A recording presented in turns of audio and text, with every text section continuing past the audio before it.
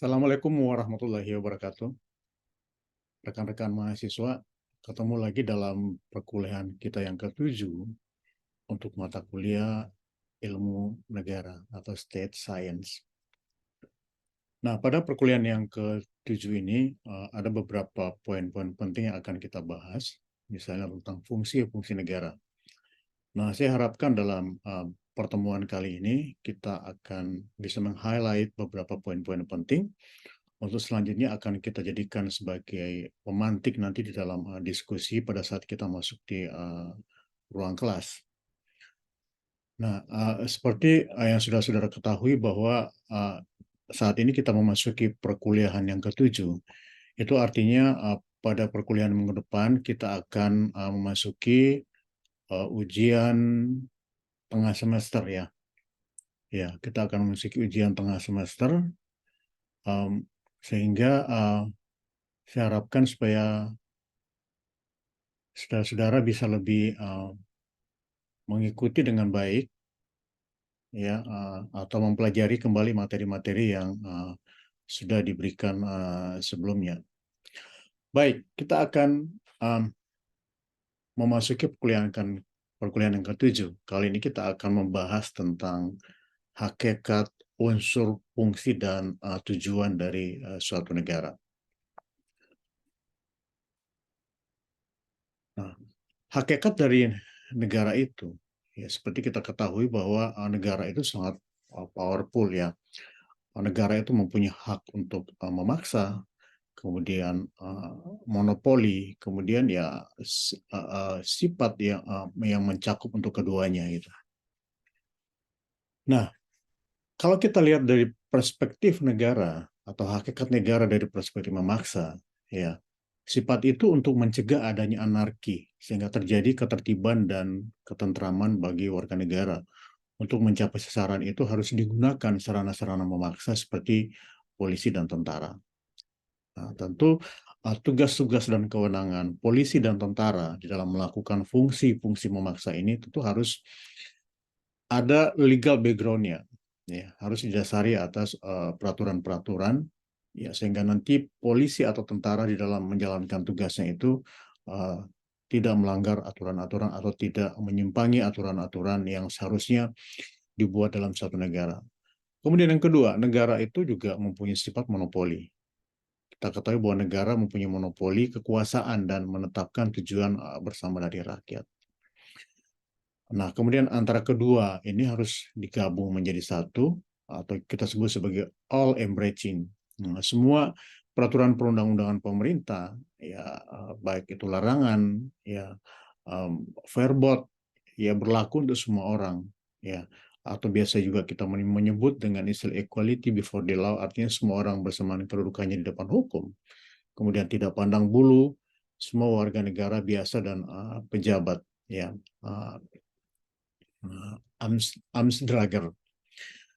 Nah, itu adalah hakikat daripada negara. Jadi jangan kita heran misalnya apabila kita melihat negara dalam um, uh, menjalankan ya menjalankan pemerintahannya, seringkali kita lihat dalam perspektif yang berbeda kita melihat bahwa negara melakukan penindasan. Tapi dalam perspektif yang berbeda juga kita melihat bahwa sebenarnya negara menjalankan fungsinya ya di dalam berupaya untuk menjaga ketertiban dan keamanan. Ya, sebagai contoh misalnya pada saat rekan-rekan mahasiswa melakukan demonstrasi di lapangan misalnya, ya seringkali kita lihat kalau misalnya mahasiswa atau demonstran sudah dalam tanda kutip sudah berlaku anarkis, maka biasanya represif juga akan dilakukan oleh petugas keamanan. Nah, dalam hal ini petugas keamanan ya melaksanakan tugas dia dalam perspektif memaksa ya, supaya kehendak-kehendak negara itu dapat tercapai.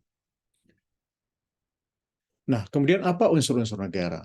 Nah, salah satu unsur negara itu adalah adanya wilayah gitu. Nah, seperti kita ketahui bahwa setiap negara itu mempunyai wilayah tertentu sebagai sebagai ajang uh, tempat warga bisa berinteraksi ya melakukan pembangunan. Nah, wilayah itu bisa meliputi ada darat, ada laut, dan ada udara di atasnya. Nah, meskipun kita lihat tidak semua negara itu mempunyai ketiga matra ini, tapi bahkan ada negara itu yang hanya daratan saja ya, dan tidak mempunyai laut misalnya. Cukup banyak negara-negara yang seperti utamanya di Eropa dan mungkin negara-negara kecil-kecil di Asia lainnya. Nah, kemudian Indonesia mengusulkan agar perairan teritorial diperluas menjadi 12 mil. Dari 12 mil ke garis pantai, dari garis pantai itu dianggap sebagai wilayah teritorial suatu negara. Itu usulan pemerintah. Tetapi dalam faktanya saat ini yang sering menjadi peraturan bersama itu adalah adanya traktat ya atau fedrak atau perjanjian bersama antara suatu negara untuk menentukan batas-batas kontinental mereka atau batas-batas udara, batas-batas darat mereka. Itu biasanya diatur melalui perjanjian atau traktat antara dua negara. Nah, sebagai misal untuk Indonesia, atas dasar pasal 5, ya, persetujuan perpindahan kekuasaan ditetapkan dalam konferensi meja bundar atau round table conference. Nah, tadi wilayah sekarang adalah penduduk. Nah, penduduk itu adalah setiap negara mempunyai penduduk yang dapat dibedakan antara warga negara dan non warga negara. Jadi seperti kita ketahui bahwa yang disebut sebagai penduduk itu adalah semua orang yang berada dalam negara itu. Nah, kalau kita bicara tentang kewarganegaraan berbeda lagi itu. Nah, di antara penduduk nanti itu kita akan melihat nanti mana yang warga negara dan mana yang bukan warga negara. Nah, kalau misalnya teman-teman ketahui, orang-orang asing yang ada di Indonesia itu juga mempunyai kartu penduduk gitu. Ya, berdasarkan undang-undang kependudukan. Tetapi meskipun mereka mempunyai kartu penduduk, tapi belum tentu mereka secara otomatis menjadi warga negara, tapi mereka adalah penduduk yang berada di wilayah teritori negara kita. Nah, warga negara suatu negara galibnya menunjukkan ciri-ciri khas yang membedakannya dengan bangsa-bangsa lain. Dan ciri-ciri tersebut menjadi faktor pengikut yang melandasi terbentuknya bangsa tersebut. Ya, banyak ciri-ciri yang bisa kita lihat misalnya dari warna kulit, ya, dari bahasa, kemudian dari budaya, ya, cara hidup. Nah, itu yang membedakan antara suatu warga negara dan warga negara lainnya. Bahkan kebudayaan itu yang kita sebut sebagai suatu peradaban itu mencirikan ya negara tersebut. Seperti kalau kita lihat misalnya antara yang paling sederhana misalnya antara budaya masyarakat India dengan masyarakat kita itu kan cukup banyak yang berbeda seperti itu ya. Sehingga dengan mudah kita melihat, oh kalau budaya ini berarti itu budaya India, ini budaya Cina, oh ini budaya Indonesia, budaya Melayu, dan seterusnya. Nah, kemudian faktor pengikat tersebut misalnya ada perasaan sejarah, perkembangannya, kebudayaan, bahasa, suku, agama, dan lain-lainnya. Jadi biasanya penduduk itu ada latar belakangnya, ada background-nya. Misalnya mereka dari satu nenek moyang yang sama, kemudian agama yang sama, kemudian punya historical background yang sama, mempunyai bahasa yang sama. Nah, itu yang menjadikan suatu penduduk itu lebih mudah beradaptasi. Kemudian di era kontemporer ini justru faktor psikologis yang berupa spirit nasionalisme dan patriotisme dan kebersamaan memiliki negara merupakan faktor pengikat. Jadi di era kontemporer sekarang ini, patriotisme itu biasanya kita mengikuti karena adanya simbol-simbol negara seperti itu ya. Seperti di kita di Indonesia misalnya kita melihat bendera merah putih, semua orang memunculkan patriotismenya misalnya pada saat melihat bendera merah putih atau dalam menyanyikan lagu Indonesia Raya misalnya atau semua orang Indonesia itu menghafal Pancasila gitu. Nah, itu tujuannya penghormatan terhadap simbol-simbol negara yang kita miliki.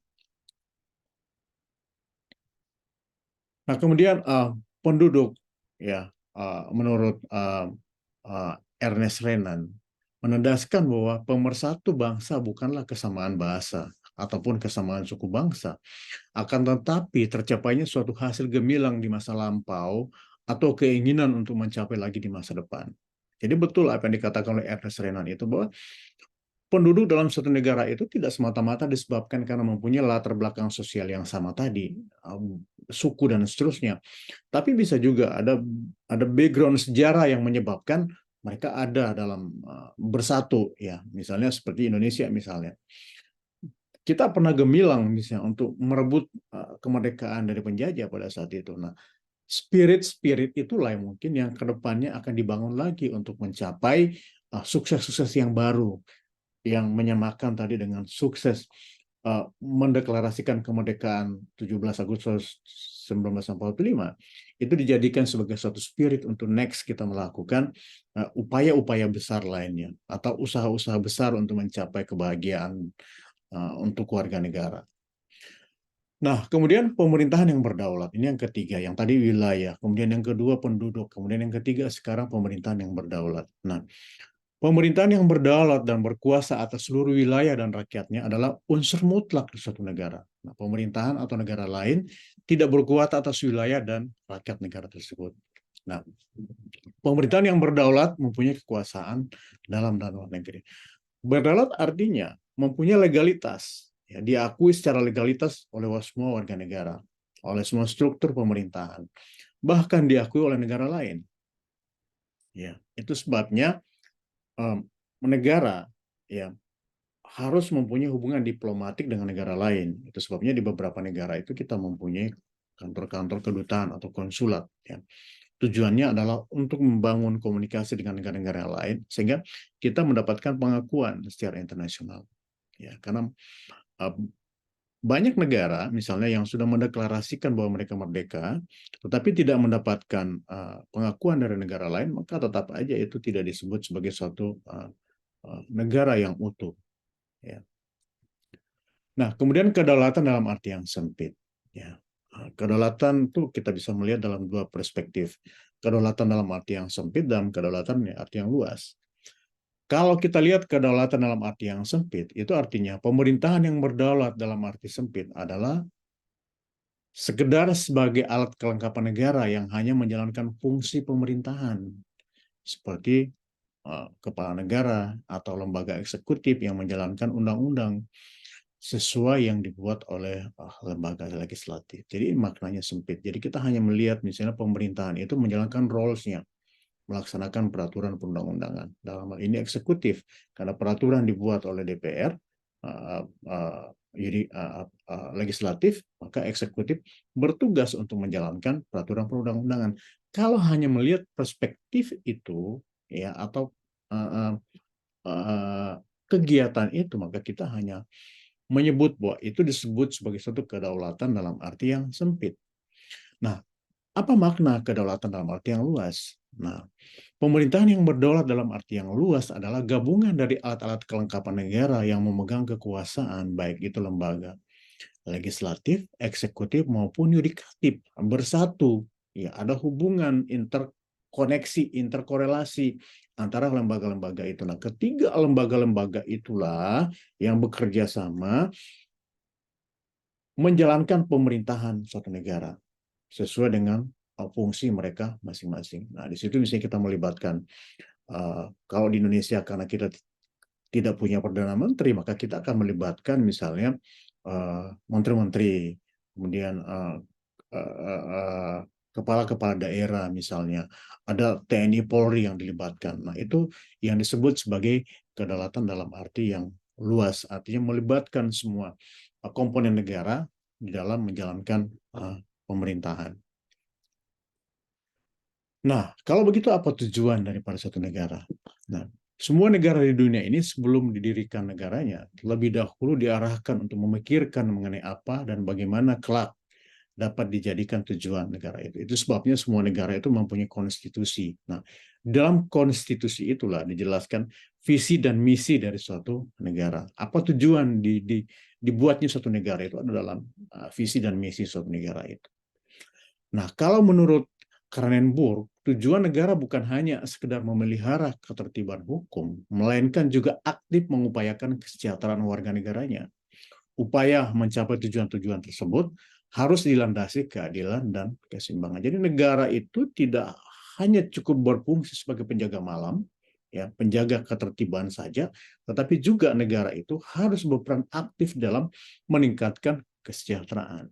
Itu sebabnya kalau kita lihat negara kita, meskipun secara deklarator kita belum pernah mengatakan bahwa kita adalah negara kesejahteraan, tetapi dalam konstitusi kita itu ada tertulis, ya, bahwa negara kita adalah negara kesejahteraan. Jadi selain negara menjaga keamanan negara, juga negara harus bertugas membangun atau memberikan kesejahteraan kepada warga negaranya.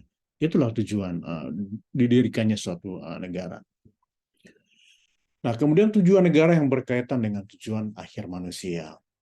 Nah, menurut Agustinus, seorang filsuf, ya, uh, mengatakan bahwa terdapat dua macam negara. Ada yang disebut sebagai civitas Dei, kemudian ada yang disebut civitas terrena. Nah, civitas Dei itu adalah negara Tuhan, ya, negara yang warganya, masyarakatnya, pemerintahannya selalu mengedepankan Tuhan, memuji-muji Tuhan dalam menjalankan kegiatan-kegiatan mereka. Ya.